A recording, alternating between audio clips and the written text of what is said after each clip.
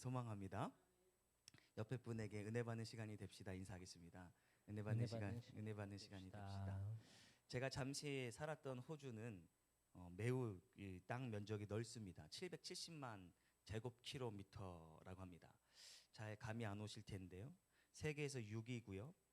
남한 면적의 170배에 달하는 어마어마하게 큰, 여기서 저기까지 가려면 엄청나게 가야 했던 기억이 납니다. 우리나라가 산불이 나면 축구장 한 20개냐 30개가 전소되었다, 혹은 조금 더 크면 여의도 면적의 몇 퍼센트가 전소되었다 하는데요. 2년 전에 뉴사우스웨일즈에서 불이 났는데 서울특별시에 80배가 탔습니다. 서울특별시 전체 서울에 80배가 탔습니다. 그런데도 끄떡이 없습니다. 그런데 호주가 그렇게 넓은 땅덩어리를 자랑하지만 70%가 사막입니다. 그리고 10몇 퍼센트가 산악입니다. 사람이 살 수 있는 건 아무리 넓다 할지라도 몇 퍼센트 되지는 않는데, 돈 주고 살라고 해도 과연 이 뜨거운 사막에서 살러 갈 사람이 있을까? 그렇지 않을 겁니다. 어느 누구도 사막에서나 광야에서 살고자 하는 사람이 없겠죠. 사람은 대개 물이 있고 작물이 잘 자랄 수 있는 땅들을 선호하기 마련입니다. 고대 인류 문명도 커다란 물줄기를 따라 형성된 것을 보더라도 인간은 본능적으로 광야가 아니라 이 녹초, 이 좋은 땅을 선호하는 것이죠. 그런데 아이러니하게도 성경을 보면 하나님은 당신의 사람들을 훈련시키고 부르실 때에 종종 우리 인간을 광야로 부르신다라고 하는 사실이죠. 하나님은 인간과는 달리 광야를 참 좋아하시는 것 같습니다. 대표적으로 모세를 광야로 부르셨습니다. 엘리야를 훈련시킬 때도 광야를 활용하셨고, 바울이 하나님을 제일 먼저 만난 장소도 광야였습니다. 예수님도 당신의 공생애를 시작하시기 전에 광야에서 훈련을 받으셨습니다. 그런 면에서 본다면 신앙인들에게 광야라고 하는 것은 매우 매력적인 곳이 아닐 수 없는 거죠. 물론 불편함도 있습니다. 그러나 그 불편한 가운데서 하나님과 소통할 수 있는, 하나님과 대면할 수 있는 특별한 장소가 오늘의 영적 광야가 아닐까 싶습니다.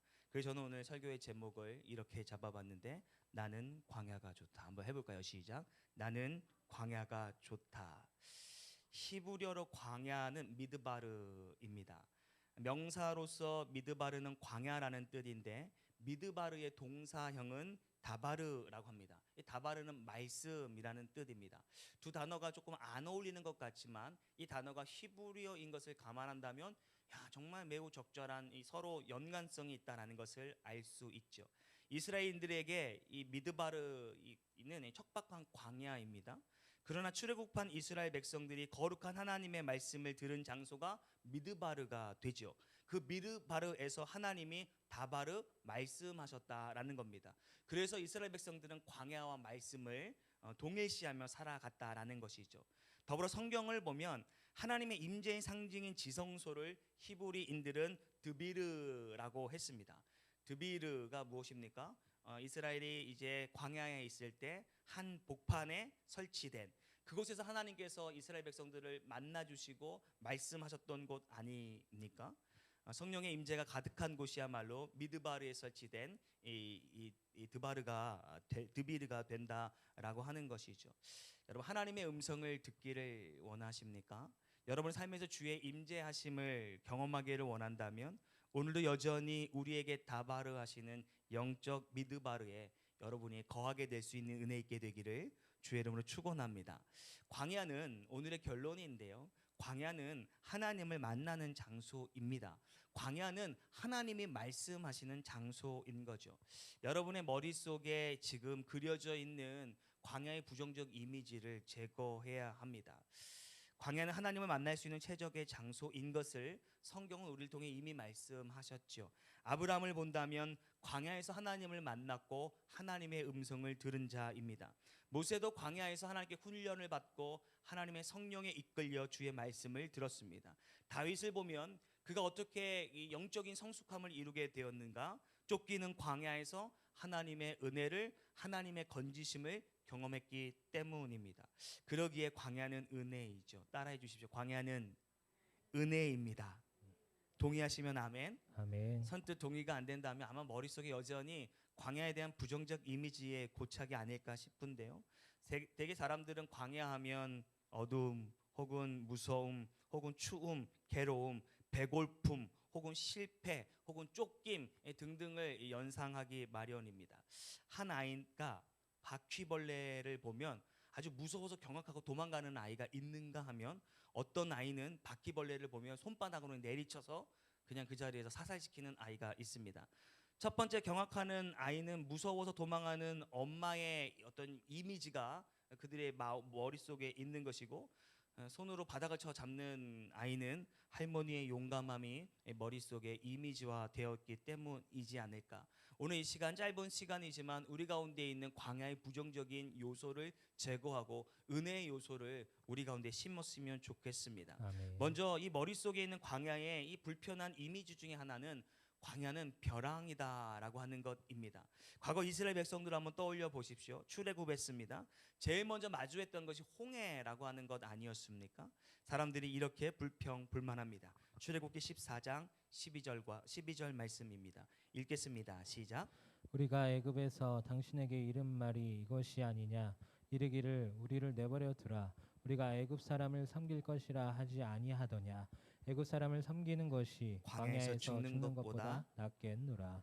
광야에서 만난 이 벼랑 끝에 선 이스라엘 백성들, 차라리 애굽의 종이 되어 죽는 것이 낫겠다. 하나님의 백성이고 말고 뭐 가나안 땅이고 말고 차라리 이렇게 죽는 것보다 노예로 돌아가 사는 것이 낫지 않겠느냐. 이 홍해라고 하는 벼랑 끝에서 이스라엘 백성들의 불평 불만이옵니다. 여러분의 삶이 벼랑 끝이라고 느끼며 삽니까? 더 이상 전진할 수 없고 지금 여기서 한 발짝이라도 내디디면 벼랑 끝에 넘어질 것 같은 위기 가운데 삽니까? 또 어떤 사람들은 인간과 인간의 관계의 벼랑 끝에 서 있는 사람이 있고, 또 어떤 부부는 부부의 벼랑 끝에 서 있는 부부들도 있을 겁니다. 삶의 벼랑 끝에 서 있고 때로는 물질로 인하여 벼랑 끝에 서 있는 사람들도 있겠죠. 이러한 벼랑이 사방 도처에 있다라고 생각하니 얼마나 이 광야가 무섭게 여겨지겠냐는 겁니다. 두 번째 광야의 부정적 이미지는 마라의 쓴물이 될 겁니다. 어쨌건 하나님께서 그들을 홍해에서 이제 구원하시지 않았습니까?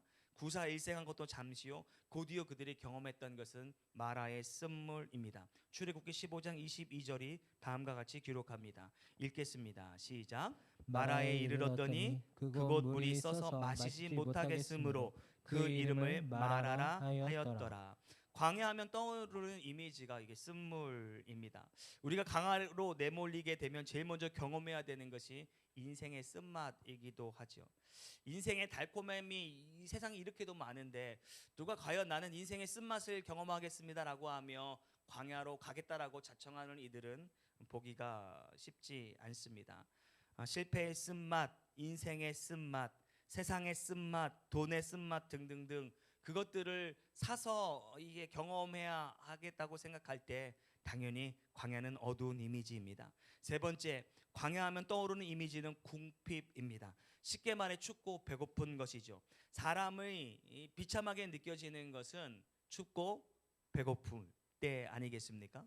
억압받고 가난한 것이 싫어서 탈출했는데 차라리 거기서 죽는 것이 낫겠다라고 생각할 정도로 그들은 추움을 경험했고 배고픔을 경험했습니다.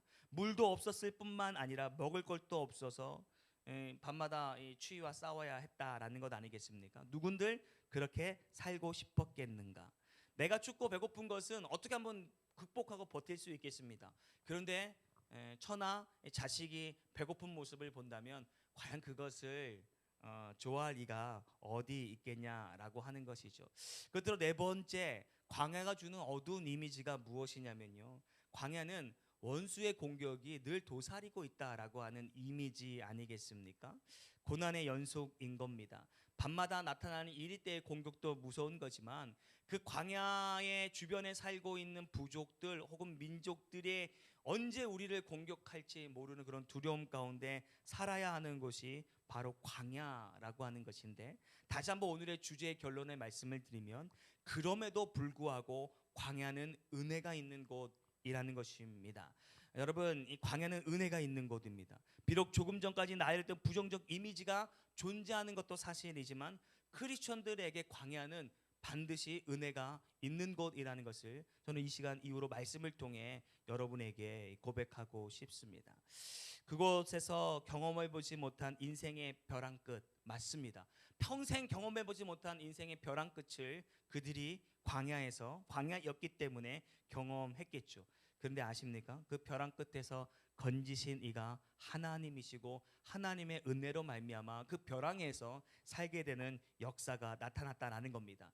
인생의 벼랑 끝에서 대롱대롱 걸려있는 우리들, 죽음의 날을 받아놓고 마치 시한부 인생과 같이 오늘 당장 죽어도 어색하지 않는 죽음 앞에 놓인 우리들, 점점점 나 하나 죽이겠다고 저 뒤에서 많은 군사가 달려오는 그런 상황들, 이제는 돌파구도 없고 이제는 이렇게 죽는구나 라고 하는 그 순간 내 앞에 또 다른 길이 열리게 되는 것 아니겠습니까? 그들 앞에 대로가 열리게 되는데 출애굽기 14장 13절이 이와 같이 말하고 있습니다. 읽겠습니다. 시작.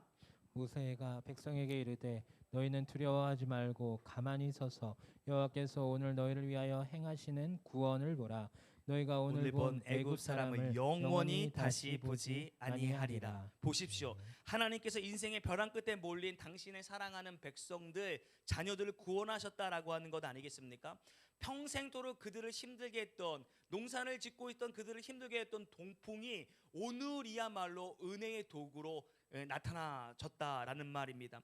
평소에 배고프고 춥게만 여겨졌던 동풍이 오히려 그들을 도와 좌우의 물벽을 만들게 되었으니 신묘막측한 하나님의 은혜를 그 광야가 아니고서야 어떻게 그들이 경험할 수 있겠냐라는 사실이죠. 그와 같은 은혜를 경험했던 것은 광야였기 때문에 가능할 수 있었다라는 사실입니다.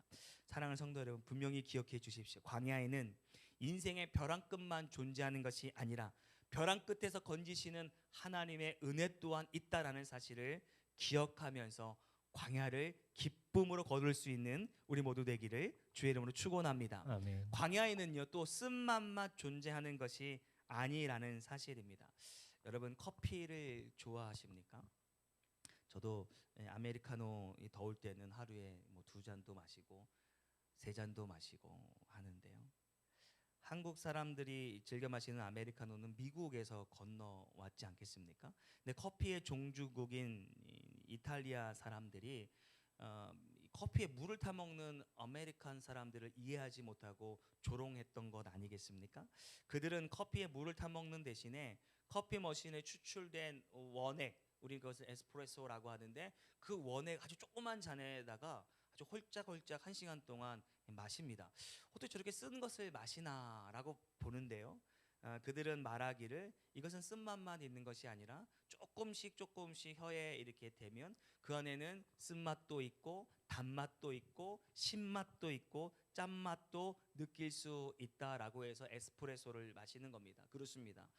커피에는 여러 가지 맛이 존재합니다. 흔히 사람들은 그거 써서 못 먹어라고 하지만 커피에는 단맛의 요소도 있고 신맛의 요소도 있는 것이죠. 광야도 마찬가지입니다. 광야에 쓴맛만 존재하는가? 그렇지 않습니다. 혹은 그렇게이기도 한 것인데 무슨 말이냐면 하나님과 함께하지 않는 광야는 쓴맛만 존재할 것입니다. 그러나 하나님이 함께하시는 광야에는 쓴맛만 존재하는 것이 아니라 단맛도 존재하게 되는 것. 출애굽기 15장 25절의 말씀이 그것을 이렇게 말하고 있습니다. 함께 읽겠습니다. 시작. 모세가 이거 없나요? 예, 제가 읽겠습니다. 모세가 여호와께 부르짖었더니 여호와께서 그에게 한 나무를 가리키시니 그가 물에 던지니 물이 달게 되었더라. 놀라운 은혜가 아닐 수 없습니다. 그 광야에 은혜가 있음에 그 쓴맛을 달게 하는 역사가 있었다라는 것. 과연 그 달콤한 맛을 그들의 광야가 아니었더라면 과연 맛보아 알 수 있겠냐라는 사실이죠. 분명 광야는 쓴맛이 존재하는 것은 사실입니다. 그러나 하나님과 함께 했을 때 그 쓴맛조차도 달게 하는 역사가 있게 된다라고 하는 것을 잊지 않는 저와 여러분이 되기를 소망합니다. 우리 인생에도 여러 가지 쓴맛들이 존재합니다.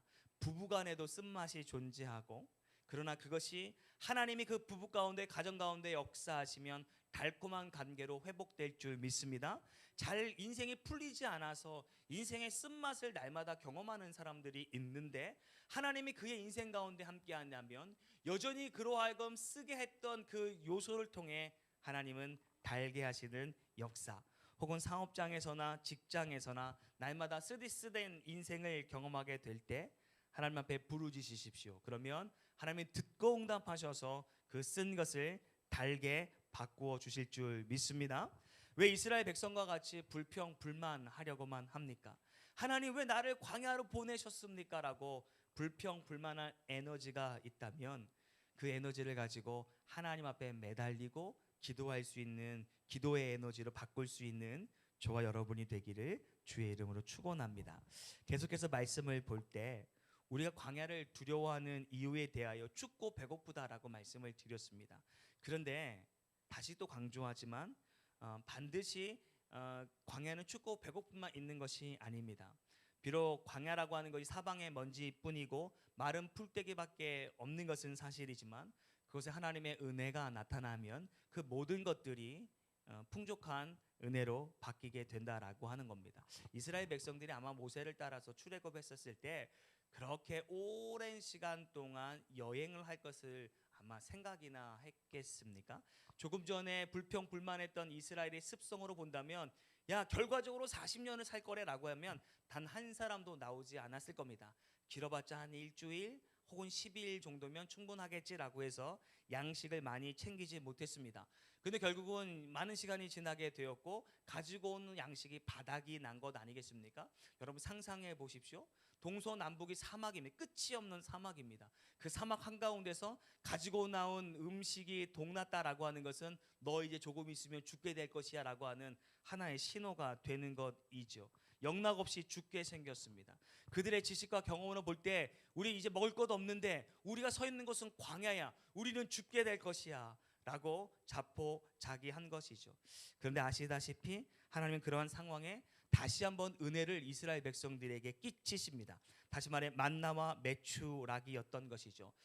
그들은 이전에도 그와 같은 음식을 맛본 경험이 없지 않았습니까? 오직 그 만나와 메추라기는 광야에서만 경험할 수 있는, 광야에서만 맛볼 수 있는 은혜를 하나님께서 그들에게 미치셨다라는 말입니다. 다시 한번 강조드립니다. 그 광야에서 하나님 앞에 부르짖을 때 우리 하나님은 마치 어미새가 짹짹거리는 새끼에게 음식을 날려다 주듯이 어떠한 방법, 수단 방법을 가리지 아니하고 부르짖는 당신의 백성들의 필요를 채우시는 하나님이 저와 여러분의 하나님이 되는 줄 믿습니다. 마지막으로 광야에 큰 두려움이 있다면 원수의 공격이라 했습니다. 우리 이스라엘이 광야에서 만난 이 원수들과의 전쟁을 성경을 통해서 기억합니다. 그런데 그때마다 승리를 하게 되었는데 승리의 원인이 무엇입니까? 이스라엘에게 준비된 어떤 이 싸움의 도구, 칼이나 뭐 이런 것들이 있었습니까? 그렇지 않습니다. 뭐 이스라엘이 엄청나게 군사적으로 훈련을 받은 자들입니까? 그것도 아니지 않습니까? 이것을 어떻게 설명할 수 있는가? 광야에서 베푸신 하나님의 은혜 아니고서는 그들의 승리를 설명할 방법이 없다라고 하는 것이죠. 그 어두운 가운데서 빛이 더욱더 강력하게 작용했기 때문에 나타날 수 있는 하나님의 역사가 되는 겁니다. 여러분이 현재 광야 가운데 계시다면, 많은 영적 전투가 여러분들을 힘들게 하고 있다면 두려워하거나 놀라지 마십시오.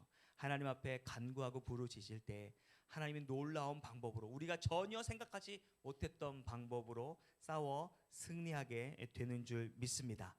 오늘 우리가 읽었던 본문의 말씀을 다시 한번 읽어봤으면 좋겠는데요. 오늘 읽은 느헤미야의 말씀입니다. 다시 한번 읽겠습니다. 읽습니다. 시작.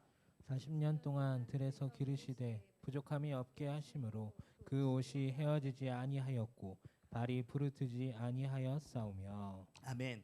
오늘 우리가 읽은 이 본문의 내용은 다 읽지는 않았지만 바벨론 이 포로에서 돌아온 이스라엘 백성들이 하나님 앞에서 다시금 이 언약을 맹세하는 이 장면을 중에 하나인데요. 이 말씀을 조금 다른 시각으로 보면 다음과 같습니다. 이스라엘아, 너희가 왜 망한 줄 아니? 왜 너희가 이방 나라의 포로로 잡혀갔는지 너희는 알고 있니? 라고 하는 것 아니겠습니까? 그것은 한마디로 광야의 은혜를 너희가 망각했기 때문이다. 9절에서 22절까지 다 읽지는 않았지만 기록된 내용을 정리하면 이렇습니다.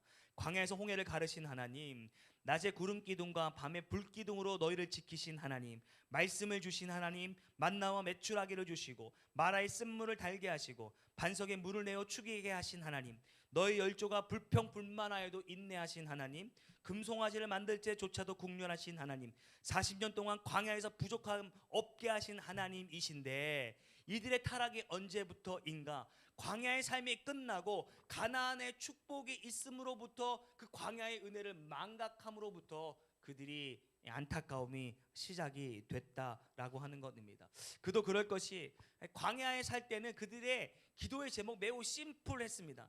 날마다 주시는 이 만나와 메추라기 감사합니다. 내일도 여전히 우리에게 이것을 허락해 주십시오라고 기도하지 않았겠습니까? 노심초사하면서 하나님, 저 구둥기름 없으면 우리 낮에 불타 죽을 수밖에 없는데 우리에게 거두지 마십시오. 저 불기둥 없으면 우리는 추워 죽을 수밖에 없는데 주님, 우리 저것을 거두지 마십시오. 저 반석의 물이 끊이지 않게 해주십시오 라고 기도했던 이 소박한 믿음이 있었습니다. 광야에서 이슬 한 방울도 은혜였는데 광야에서 벗어나 축복의 땅으로 갔더니 전혀 그것을 망각한 이스라엘 백성들을 보는 거죠. 광야 같은 이 중환자실에서 그 환자의 소망이 있다면 무엇인 줄 아십니까? 물 한 모금 마시는 것도 그들에게는 어떤 커다란 은혜 아니겠냐라고 하는 것입니다. 근데 이스라엘 백성들이 이제 눈높이가 높아진 겁니다. 등 따스고 배부르니 다른 생각을 한 거죠.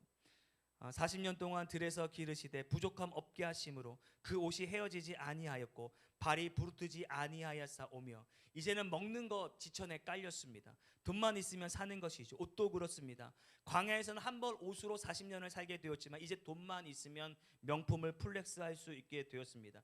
그들에게 더 이상 기도가 중요하지 않게 되었습니다. 세상이 바뀌었고 기도보다는 사람과의 관계가 더 중요하게 되었습니다. 예배보다는 사람이 더 중요하고 하나님께 드리는 것은 인색한 반면 나를 위한 것이라면 아낌없이 쏟아붓는 이스라엘 백성들이 되었던 것이죠. 그러니 그들의 삶의 태도가 바뀌었다라는 겁니다. 하나님을 바라보는 시각도 바뀐 겁니다. 초자연적인 은혜를 망각하며 살았던 이스라엘 백성들을 보는 겁니다. 그죠? 하나님은 자신들의 인생의 액세서리와 같은 존재가 되는 것입니다. 저는 이 이스라엘의 이 과거의 역사를 볼 때마다 한국 교회의 역사가 이렇게 연상이 됩니다. 한국 교회가 가장 크게 부흥했을 때가 언제인지 아십니까? 70년대 후반에서 80년대 초반입니다. 소위 먹고 살기 어려운 시대에 우리 한국 교회가 엄청나게 부흥을 했다라는 겁니다.